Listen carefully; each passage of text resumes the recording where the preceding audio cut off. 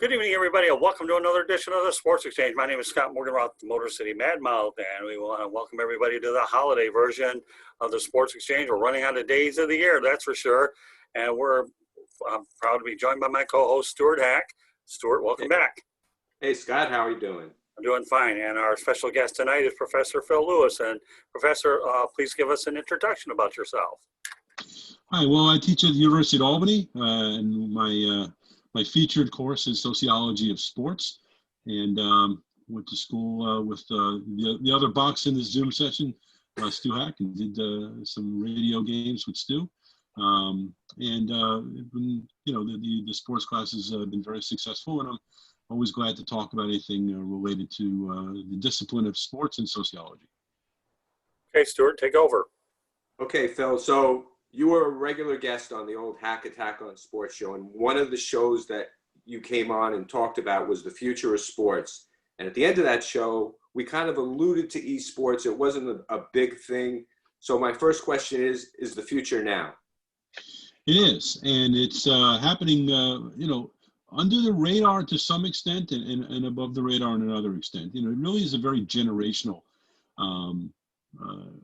type of situation.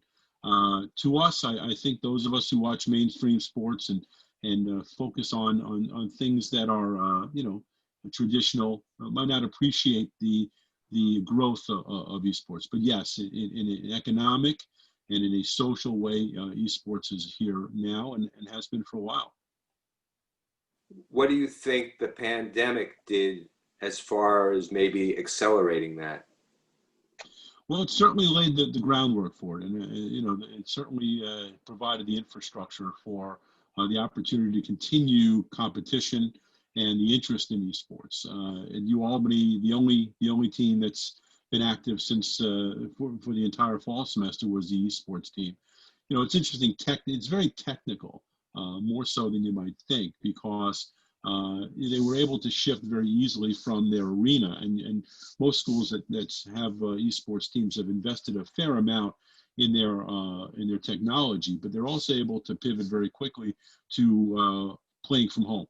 So these same student athletes, or we can talk about whether they're athletes or not, were able to shift very quickly back to their dorms or their homes and continue on with almost no interruption at all. So what were the origins of this? How did it get started? Well, I'm sure both of you played video games at home, in the 80s and 90s, and it was kind of just a thing to do. It was very slow in becoming advanced, and slowly. I like to relate it to Star Trek conventions. Star Trek convention started in a New Jersey library of people that just wanted to get together and talk about Star Trek, and it evolved into this multi-million-dollar franchise where the former Star Trek actors got together and did these things at conventions every year, and it was very similar to that. Video games started in the 60s, but the first competition really started in the 70s. And the interesting thing is a lot of the advancement of esports has sort of happened in the areas of universities. It started at Stanford University in 1972, and the first competition with this at stake was a one-year subscription to Rolling Stone magazine. Now the prizes are in the tens of millions of dollars. So it's really come a very long way, but it's very generational. And as you mentioned, Stu, when I first started talking about this in my class, it just got a tremendous buzz from the students about it. A very interesting reaction from students who had largely, some of them had not been very active in participating in the class's discussions, but all of a sudden there was this very strong response, and each semester I've been adding to it. And I think I mentioned to you, Stu, offline, that I had a student who mentioned that he was making about $6,000 a week or $6,000 a month streaming on Twitch, which I've confirmed later on, not with that individual student, but that it's possible to do that. There's a lot of money involved, at least at certain levels. But it started in the 60s and 70s, and then in the 90s, it really started to take off. And now the estimates are that the esports industry is about $1 billion industry. So how does it go from the convention to where it becomes a collegiate sport? It's an interesting question. It partially just because of the internet's ability to make it more available through platforms like Twitch, and also because some universities have started offering scholarships. Believe it or not, they're scholarships, merit aid, financial aid, but an interest in advancing it as a sport in the portfolio of the university. And also because there has been corporate sponsorship of these things. I had in my class a couple of guys who work for Delaware North. Delaware North is a company that does largely catering at the major, when there was large crowds at the arenas for most of the major sports. They're the ones who do most of the catering there, but they're owned by Jeremy Jacobs, who's the owner of the Boston Bruins. And they've sponsored a lot of things, brought up, cultivated a lot of interest. Michael Jordan has invested about $26 million in Team Liquid. I think that's Scott's. You have a T-shirt from Team Liquid, I believe, right, Scott? Yeah, it sounds like You're wearing it right now. Yeah, he's invested about $26 million. Stephen Curry's invested a lot of money. Major League Baseball isn't getting involved. They were scheduled to have a tournament over in China. Just I think around the time the pandemic hit, so I think that was postponed. But nonetheless, there's been a lot of interest from a lot of different segments of society, and young people have a lot of free time and a fair amount of this, money to spend. So that's really how it accelerated. So, like the person in your class that's making money doing this now, they're not eligible to play this on a collegiate level, correct? Or Well, they can't. That's the interesting part about this. Esports is still going through the Wild West period of its existence from a intercollegiate point of view. The NCAA has nothing to do directly with esports, which means there are no rules. There are very few rules, for better or for worse. UAlbany, a lot of other schools compete in conferences. So, for example, UAlbany competes in the ECAC, which you've probably heard of, but it's not formally under the auspices of the NCAA. What's interesting is that the NAIA, which is that sort of parallel universe that exists in intercollegiate sports that very few people talk about on the major outlets, tends to be more of a receptive to a loose set of rules, even in basketball and football. So if I had to make a guess, I would think that it would be more prone to, more likely to go under the umbrella of the NAIA, although when there's enough money in it, intercollegiately, I think the NCAA might have an interest in it when they think it's time to protect the student athletes. But it is still a period of time where you can compete in as many or as few games as you want. It's co-ed in some areas, not co-ed in others. There is, you can have as many teams in as you want. And to answer your question directly, there are no formal amateurism rules. For example, just to get ready for my class, I turned on ESPN one time to watch the Madden finals, the Madden finals. And a young man, I can't pronounce his name exactly because he uses a nickname, was playing. They were talking about how he was unranked and he'd come up through the rankings and got himself to the finals and had beaten all these ranked players. And he lost very badly in the finals, but he was on national television and was obviously very good. So I was talking to the head coach at UAlbany, who's, well, we could talk about that in a minute, but I was talking to the head coach at UAlbany about him, and he said, by the way, he goes here. He goes to UAlbany. I said, well, that's great. You have this rank, this terrific players. No, he doesn't play. He doesn't compete because he makes too much money playing in these tournaments. But he could, if he wanted to, still play on the UAlbany team. He just doesn't have time. It wasn't about the amateurism rules. It's just early, it's the infancy stages, even though it's been around, this, esports has been around for a while, but from an intercollegiate point of view, it's really in its infancy stages, and it hasn't settled into where it's going to be eventually, I think. So right now, Stu, if you want to go back to school, you can compete in esports and also play on the intercollegiate team as well. Is Centipede part of that? Because I think I might, I could. Well, no, and there are a lot of different games they play, but it's a finite number. Madden is one of them, but League of Legends is one that is by far and away the most popular sport. I mean, there are obviously others, but these are these multiplayer games where there's a lot of teamwork involved, and they wear the headsets and they coordinate things. And I've talked to a couple of different head coaches. By the way, just as a quick funny story, before UAlbany formally got a team, they were playing as a club level, and they were playing under the name of the Insane Danes at the time. And St. Rose College, which is down the road from UAlbany, they had established their team earlier, and their head coach is a guy named Dan Marino.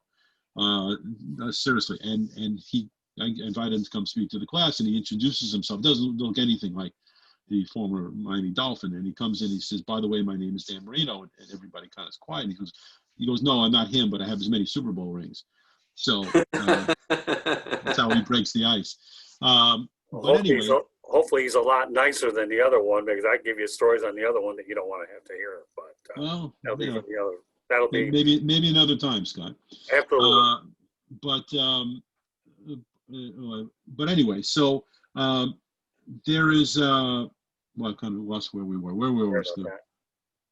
The St. Rose coach. No, I know, but I forgot how we got to that point.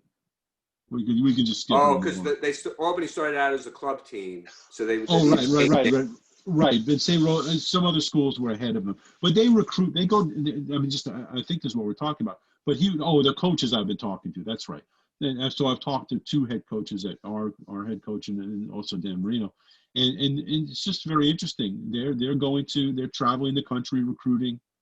They are going to high schools, and some high schools are even having esports teams where they're being noticed.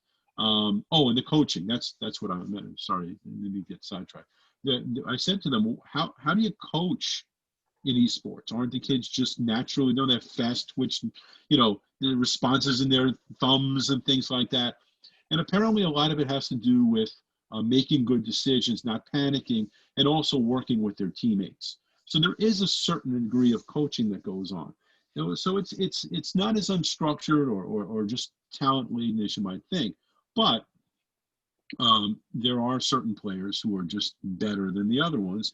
And while it doesn't seem like winning and losing is the primary objective as much as it would be in basketball or football or something else, there is a lot of interest in it at the university level for a number of reasons. But now you look at a basketball coach. A lot of times they have a background. They used to play basketball. Football used to play football. What kind of backgrounds are these esports coaches? What kind of backgrounds do they come in with? Yeah, well, both of them that I met were gamers. They both were involved with gaming themselves to one degree or another, so they know the mechanics and the schematics of these games. But at University of Albany, the head coach is actually a professor in the Homeland Security and Emergency Services department. So he's video game right there. Well, yeah, exactly. But he's very involved with digital platforms and applications and informatics and things like that. So it's he was someone who knows a lot about digital platforms. So he, and also had a background in gaming. I don't think you can come off the street and just say, well, I played Centipede like you and I did, a few years ago and become a coach. And these are people that have had, a good exposure to the games, but they're not necessarily ranked players, in the sense that they were, champions, and then they're trying to transfer that knowledge to the younger players. It's more so that they understand, as I say, it's complicated in the sense that technology has a lot to do with it too. So the fact that Michael Lazinski, the coach at UAlbany, has a background in digital platforms is very important, because when they're in that arena and the university has a dedicated high-speed internet connection. That can be that low latency can be the difference between winning and losing. When somebody clicks on their trigger, it's milliseconds before there's a response. But when you're home, it's a little bit more latency because you're on you're sharing your bandwidth with your sister upstairs watching a movie, or you just don't have the highest speed internet connection or whatever. So a lot of this also comes down to technology, and there's a fair amount of cheating that goes on with that as well. Wow. Now take me through this. Say Albany State is playing St. Rose. How does that work? How many players are on each playing for each school, and how does it work? How do you determine who wins? Yeah, it's interesting. They have a general interest meeting, kind of like when you and I were going out for the college radio station, in that same respect, where it's just, let's see who's interested. And then they start not necessarily having tryouts, but they look at their resume in a sense. Are they ranked? So if they're ranked on Twitch or some other platform, that goes a long way in deciding whether they're going to get on the team. But there's a lot of interest in making sure that the teams are co-ed, that the teams are, the players are holding up their academic standards, even though there aren't necessarily formal university standards for it. So it's almost as if it's to some degree a social experiment, and to some degree take into account the outside performance of these young people who are almost all playing somewhere else, and can also be simultaneously playing somewhere else and at the university level. Now, how does the actual matchup work once the teams are playing? So Albany's playing St. Rose. How does that work? It depends on the game. In League of Legends, it's a larger number of people that are playing. If it's Madden, it's me against you. So it can be 1-on-1. It can be, it can be 4-on-4. It can be 5-on-5. Again, I'd like to give you a clearer answer, but it kind of, there's a great degree of variance. It really depends on the game. They're playing. So yeah, I mean, that's the best answer I can give you. It really kind of depends on the game, and whether they almost have like a JV as well. So they're trying to get as many people on, into competitions as they can. So sometimes it's going to be, they're going to they're going to relax the rules a little bit more. Just a lot of stuff going on a lot of the time. With the biggest interest that goes on when you see them when they sold out, there was this discussion of where esports people. What's really interesting about esports isn't necessarily the fact that your son would get a scholarship, or your niece would get a scholarship. That's not what's necessarily interesting. What's interesting is the tremendous appeal of people going to watch other people playing video games. And they sold out Texas Stadium for a week. 800,000 people over the course of a week or so.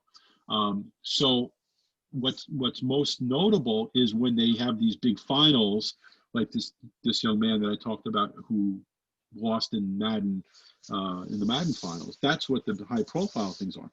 But there's it's almost like, and that's why it's interesting. There are a lot of parallels to other kinds of sports. Just like if you ask me about these travel teams in baseball, well, how many games is a person playing? Well, some are playing every weekend. Some are playing just in the summer. Some are playing 2 games a day. Some are playing it's just a lot of stuff going on because there's an appetite for it. Phil, what I'm really amazed, Professor, is the industry that it's really become. Because as I understand, going through some of the information that I have, is that esports is what generated $10 million in prize money in 2017. That to me is unbelievable. That was just, that's the top prize at the time. That's not common now, but it's more common now. But yeah, the money's big. But again, there's a lot of corporate sponsorship. There's a lot of seats. There had been a lot of seats being sold. I would imagine that's going to continue. But these corporations like Delaware North and the professional baseball, Major League Baseball, they're all in on it because and again, this is another parallel to the larger sports society, the fact that there's lots of research being done about young people and their consumption of the media. And we know now that young people are not watching entire baseball games. As much as Rob Manfred would like to speed up the game, Right. it's not fast enough for these people, because these young people, because they're getting highlights on their phones. They're satisfied with the fact that they're seeing all the scoring going on without having to wait for the commercials and having to wait for they're getting commercials, but they're not having to wait for the stuff that happens in between. So they're consuming it, by highlight. They're using two screens when they are consuming sports. So, esports is filling in that niche. And again, now, not only are they competing, but they're also watching it on these platforms, because you can play it even under these circumstances. So if I'm reading you right, you're telling me that the attention span is just so much less now. It almost seems like that way to me, that the attention span nowadays is just not as high, which enables esports to more or less pick up the slack, if you know where I'm coming from. I hear what you're saying, Scott, but it's very hard to determine the independent versus dependent variables. Right. This is the fact that these things are available that's making it possible for them to have shorter attention spans, or is it the fact they have shorter attention spans that there's been this assimilation to platforms where they can get their information that way? It's not quite clear. We certainly know that Major League Baseball and other sports have tried to take advantage of that, but at the same time, when I'm recording my lectures this semester, I'm trying not to make them more than 15-20 minutes, because not so sure that the students are going to stay around. So it's hard to tell. But yeah, there's something like that going on. So when you talk about the way that this has grown, and I know that in 2006, the Worldwide Web Games Championship hosted 71 players who competed for $1 million in grand prize. Can you elaborate on how that played out? Which tournament was that? You're talking about the Worldwide Web Games Championship? Oh, yeah. Well, I'm just, the other part about it, the money's also coming from the networks. I mean, ESPN and other platforms are also putting money into it. So, the bigger question is, how long it will last. It seems like it's getting more popular by the year, but the track record for the big prize money is relatively short. So, it's going to be interesting. Obviously, the longer traditional sports are sidelined and fans can't go, the more it's going to put people into the direction. But it's also, as I mentioned before, I think largely based upon the age groups that are involved. And, it seems to be extremely popular with college age and high schools, kids. I think when people talk, I'm sorry, Stuart. I think when people talk about relative numbers, I'm going over yet a little bit more information. 28% of esports fans across 4 countries think that esports should be considered an Olympic sport, meaning that 41% think that esports should be considered a collegiate university sport. Do you mind going over that again, please? Sure. No, I mean, in fact, I'm not sure if you mentioned it, but the big one there is about Olympic. In fact, there was a lot of push for esports to be a demonstration sport. And in fact, in the Paris Games in 2024, again, hoping that everything lines up after this year, it is scheduled to be a demonstration sport in the 2024 Summer Olympics. So yeah, from not only the micro view, but also from the macro view, it does certainly seem like there's growth potential for it. I think that, it's hard to tell with demonstration sports. Stu's favorite sport, baseball, was a demonstration sport in the Olympics, and it never went anywhere. Actually, now that you brought that up, I was at Dodger Stadium in 1984 when the United States took on Korea. And I was actually surprised it didn't go any further than that. So it's interesting how you talk about the correlation between that demonstration sport with baseball back in '84. Sorry to interrupt you, but you did kind of jog the memory there. I think the big thing that esports has going for it that baseball might not is that the esports can easily be shown on television. You can you can see what the players are doing. There can be split screens between the gameplay and the players. You can hear the communication. in the headsets that are going on, which are very important in terms of strategy and coaching and things like that. So yeah, I think it's gonna play well, certainly through the demonstration phase, and we'll see what happens after that. But yeah, no, I mean it's a scholarship sport now at over 115 colleges and universities. It's scheduled to be an Olympic sport, or at least in the demonstration phase. A lot of celebrities. That's when we were talking earlier on, Stu, about the future of sport and where that was projected to go. What hasn't really happened, and a lot of people are talking about, is two things. One is that they're expecting celebrities to be involved with being competitors in esports to bring up even more interest in it, because your favorite actor, your favorite TV, personality or whatever, they get involved with it. Or even if you got a Stephen Curry or probably not like Jordan, but a younger player involved to sit down in a chair and compete would also be a lot of interest. But the other thing I think is very interesting about esports is that component of the potential cheating. It's Right. The more money that's involved, the more that's at stake, the more likely you have deviance. And what I've heard was that there are things, first of all, about the speed of the internet connection, but also the fact that in many cases, especially in the intercollegiate, Wild West, in a lot of cases, some ringers are being used.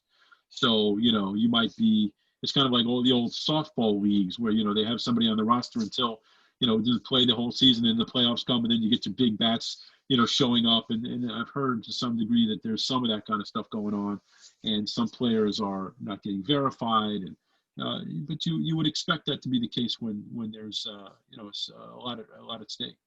Yeah, talk about Robert Morris University in terms of the varsity athletics. I'm sorry, Stuart. I know that you say they're heavily involved in this. Well, they're the first ones to offer scholarships. I mean, Okay. The word scholarship, makes you think about athletics. The place in universities and colleges where esports fits isn't quite yet fully integrated into the athletic department. Albany, it's sort of under the president and under some of the administrative departments, but there's been an interest in getting the athletic department integrated into these things. So when I say there's scholarships, they're not necessarily getting NCAA athletic scholarships the way you might think about it for a football player or a track and field athlete or something like that. But who cares? I mean, if your kid's getting a scholarship, that's really what you're hoping for or what the reward is. But yeah, Robert Morris was the first. New York University down in New York City started offering them in one way or another. University of Utah, I believe, is. And I believe St. Rose down the road here is also as well. UAlbany, my understanding is they're not yet formally offering aid, but these are kids who are getting recruited to some degree, or at least they will be. So there are some advantages in that as well.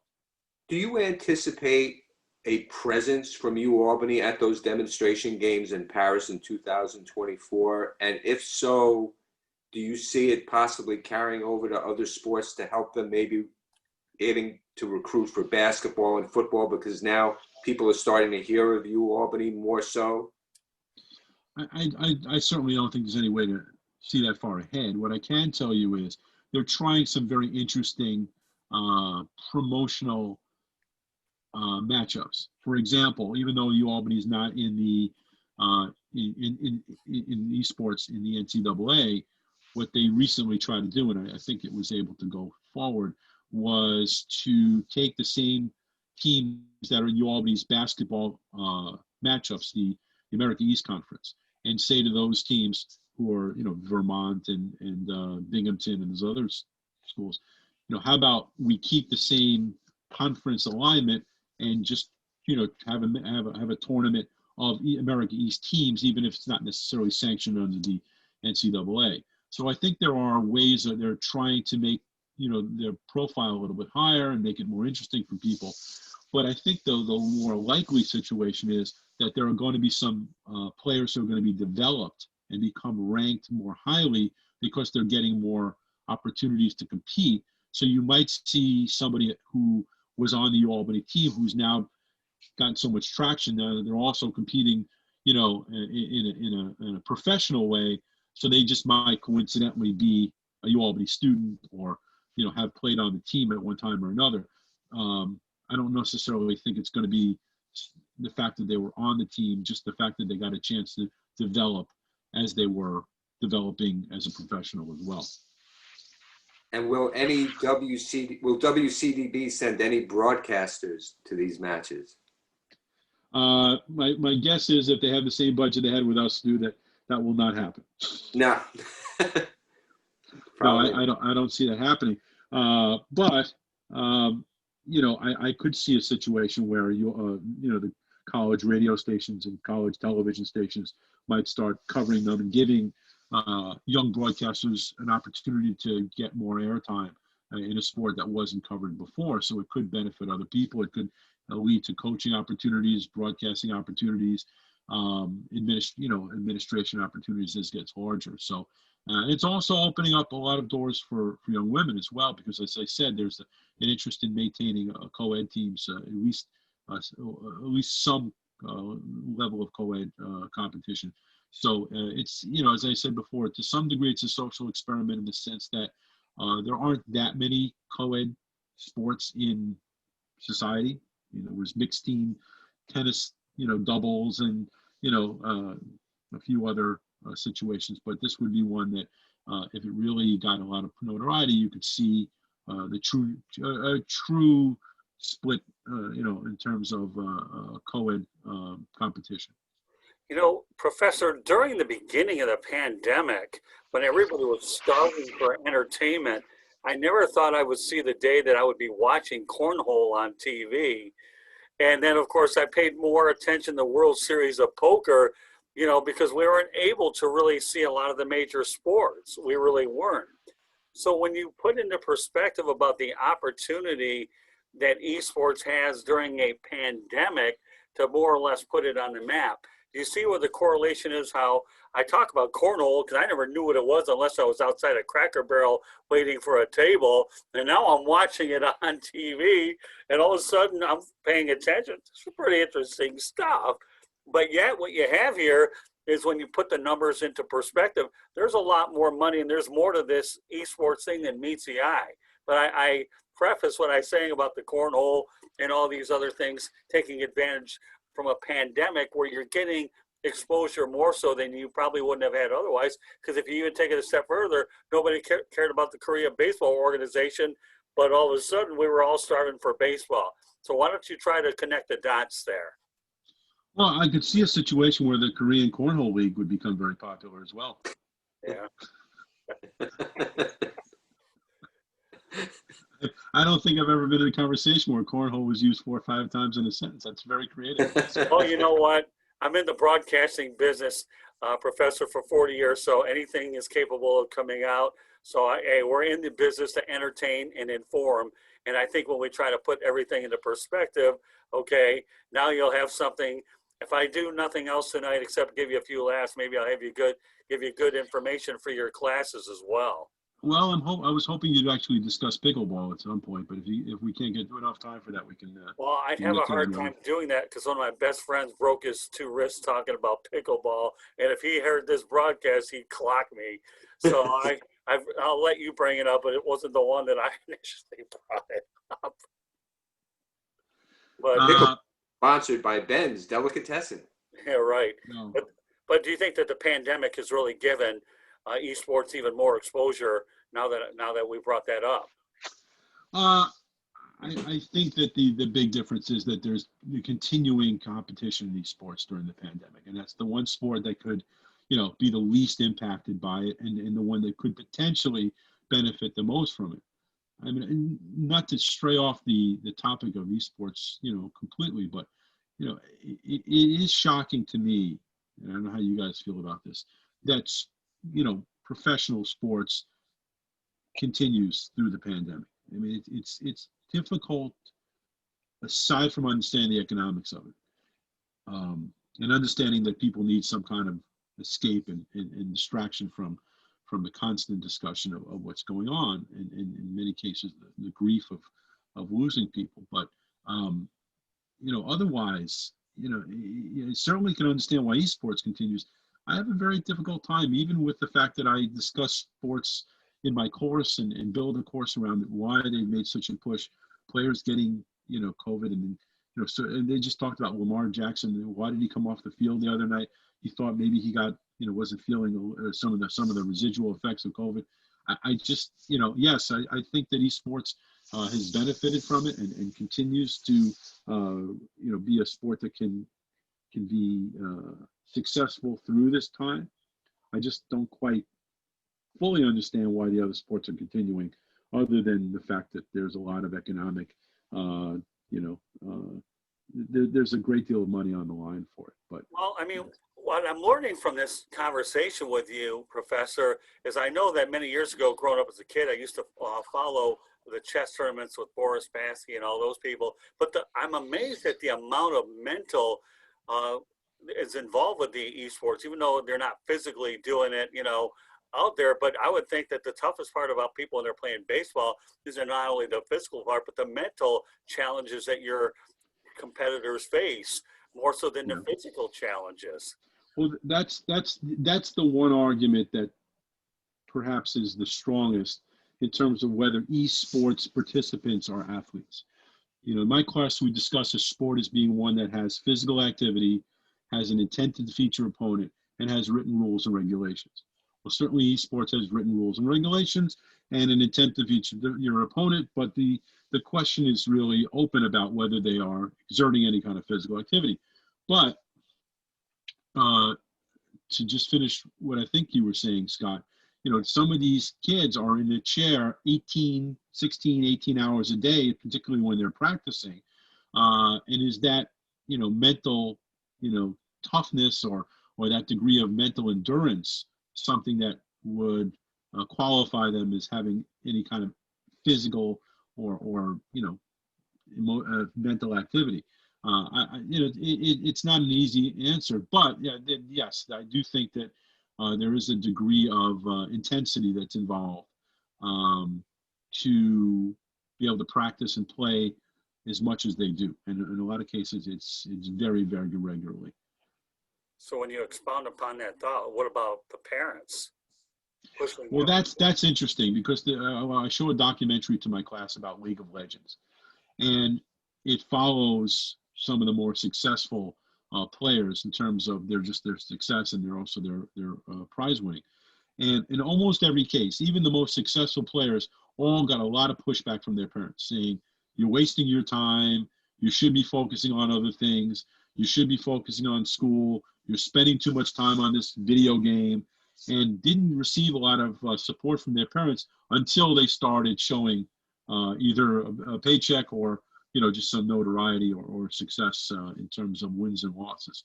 So yeah, I don't think a lot of parents are necessarily supportive of this. I think there's a lot of parents who are pushing their kids to get athletic scholarships, especially if they didn't get one themselves or there's no other way, or they don't expect there to be any other way for those kids to go to college. I'm not aware of a lot of support from parents for kids to go into these sports as a means to an end. So I guess it leads me to ask you these questions. What about pro sports? Do you think this esports will ever dive into the pro sports arena? I'm not sure what you mean by that, though. Go ahead, Stuart. So I think what he means, like, you have the collegiate level, like where you have a New York team, a Florida team. Well, you think it already is professional. It's sort of a pseudo structure to it. Do I ever think it's going to settle into what looks like another mainstream sport? I think it's too early to tell. But I do know that there are cities and celebrities and professional sports teams that have an interest in seeing these teams be successful and invested a lot of money into. So could that be the end of this? I've never read anywhere where that's where the sort of the prediction of the future of sport. The real sort of out there prediction of of esports is that the controllers would not simply be something that you use your thumb or your hand to control, but it would be full body control. And eventually, the prediction is that the gameplay would almost immerse the player into the game itself, because there would be so many sensors. If you ever notice in those video games where if you see the behind the scenes thing where they put all those little sensor balls on the players that eventually create the angles of articulation of one player dunking differently than another in a video game. I think the predictions about esports are more that, Scott, you would put on this set of sensors, and instead of playing Stu in Fortnite, you both would be put on the virtual reality face masks, and almost being inside the video game itself. So therefore, it's no longer just your thumb is quicker than Stu's thumb or vice versa. Now you're getting into the athleticism of one player versus another. That changes a great deal. Right now, it really becomes more of a sport, because Stu can move his legs faster than someone else, and you can move you can duck faster than someone else when they shoot at you, and those kinds of things. So that would be a quantum leap, and that's where the predictions of the future of sport do pick up for what they expect esports to turn into. Well, amazingly enough, you brought up a pickleball reference, but when I was going to high school in 1980, back in 1977, and this is a few years ago now, at Southfield Lathrop, nobody took racquetball and handball seriously, but one of the guys that I went to school with, I don't know if you've ever heard the name Mike Yellen. Mike Yellen? Yeah, Mike Yellen. No, never heard Well, of him. but at any rate, nobody really took handball or racquetball seriously. But then ultimately, these sports that don't get as much attention, the deeper you get into them, start to get more momentum as time goes on. Do you follow where I'm coming from? And as a result, when I see your esports taking on the same type of thing, that, the more you talk about it, the more exposure, the sky's the limit for this sort of thing, especially as we are into the 2020 decade. Yeah. So I just find it pretty interesting material that when you translate everything into this modern era, how it all ties together. It does. It does, and it also ties together into the larger idea of how sports is a microcosm of the larger society, which is something that we start off my course about, and it was actually an essay question on the final that I just gave the other day. Describe 3 areas of how sports is how the larger society can be tied, or as a microcosm of sport as a microcosm of the larger society. And yeah, I think there are patterns, certainly in the area of the fact that these are becoming part of the student athlete experience. Even if they're not student athletes, these are kids who are going to be managing their time between practice and play and travel. There was a certain degree of travel involved, even though theoretically there never really has to be. But to make the experience as meaningful as possible, I know that Albany had scheduled the tournament that they were most proud of was one up in Lake Placid, which is about 2 or 3 hours north of the Albany, the city of Albany, where of course the 1980 Winter Olympics took place. Right. I don't know if you ever heard of that one, but that was an important one too, Scott. But yeah, no, there are similarities. But it's an open book right now, as I mentioned. It's been around for a while. There's a lot of activity. It's a very specialized time for esports right now. Once things turn the corner and there's more fans going back to mainstream sports, I think that's really where the litmus test is. The 2024 Olympics are going to be a big test. And then the technology, just like anything else, is going to make a big difference as well. And if there does come a day when physical ability it becomes more in demand in esports, I think that's where you're going to see, again, a big jump. And the degree of celebrities involved with this, not only as sponsors, but also as participants. Well, you talk about Lake Placid, okay. My colleague, George Eichhorn, happened to be at one of those hockey games when I was actually in the studio producing one of our broadcasts, and he was there giving us a live report. So the Miracle on Ice resonates in my mind from Lake Placid all too well. Right. Right. Anything you want to add, Stuart? No, I saw those Olympics on TV. Oh yeah, it was unbelievable. So, all right, with that said, Stuart, why don't you let everybody know that you get a hold of yourself, and Professor, feel free to give us any information, and I'll wrap up the broadcast with what we have as well. Go ahead, Stuart, please lead off. Okay, Stuart Hack, Hack Tax and Accounting Services, located in Wellington, Florida, Palm Beach County. The one thing I want to leave you all with today, starting next week, Wednesday, you can vote for the best accountant in Palm Beach County. I have made the final 5, believe it or not. Pigs are flying, all sorts. It can only happen in 2020. So everyone, no matter whether you're in Palm Beach County or in upstate New York, you'll have the opportunity to vote for me as top accountant. If I can make it to the final 3, I get invited to the awards ceremony. Not sure if that's going to be in person or if that's going to be on Zoom, but it'll still be quite an accomplishment. So just go out and vote often. Very good. All right, Professor Phil, the floor is yours, and then I'll take over. Well, thank you for having me. My classes are full, so I don't need any additional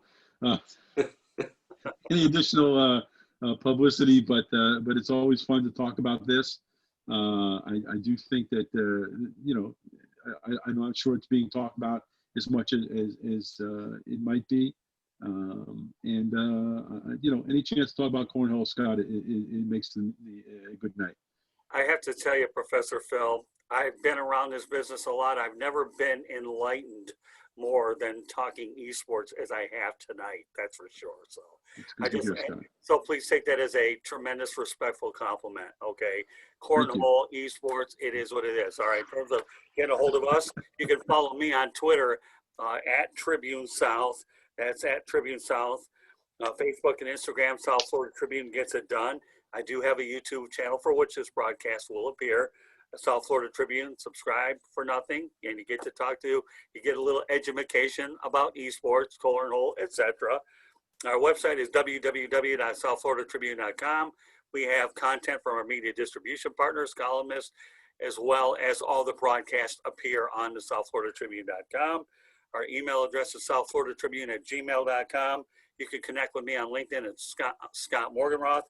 And the audio version of this broadcast can be found on Apple Podcasts, Breaker, Spotify, iHeartRadio, Google Podcasts, wherever you get your podcasts. So, Stuart, you want to give everybody the COVID message, please?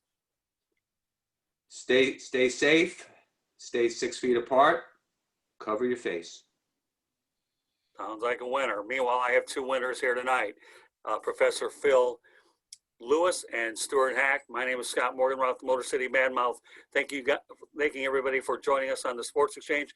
And we want to wish everybody a happy holiday season, a healthier new year. We can only hope 2021 is a whole lot better than 2020. So I used to think 2020 was good for eye vision, but I'll tell you what, we need to have better vision in 2021. So Professor Phil, thank you very much for being on the broadcast tonight. And Stuart, once again, as always, appreciate you being here. And look forward to hopefully the next time, Professor Phil. Thank you for your time. Thank you. Take care. Yeah.